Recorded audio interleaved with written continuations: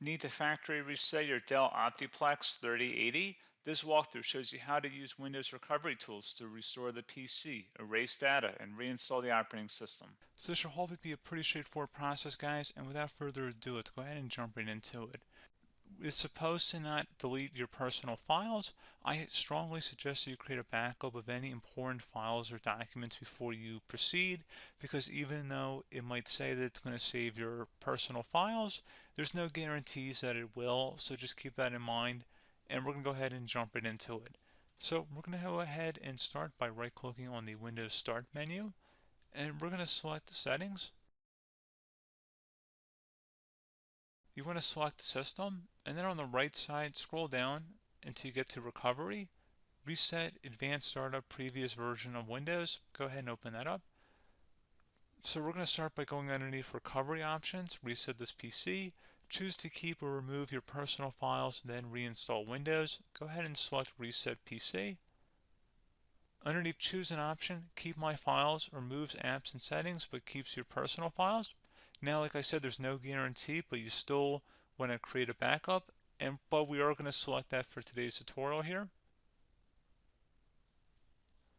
And it's going to ask how would you like to reinstall Windows. I usually do a local reinstall, so that's what I'm going to select.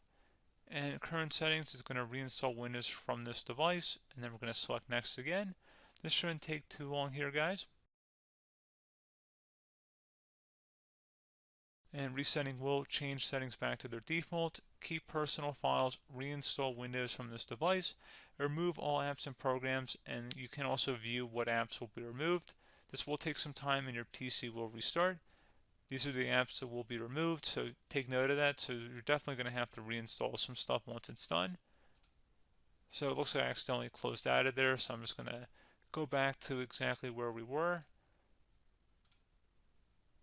And we're just going to go ahead and proceed with the reset here and select reset.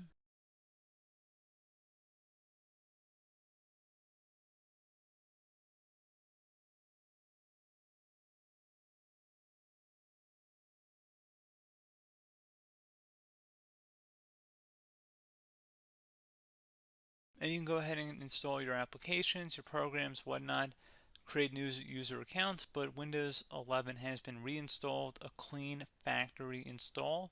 So pretty straightforward process.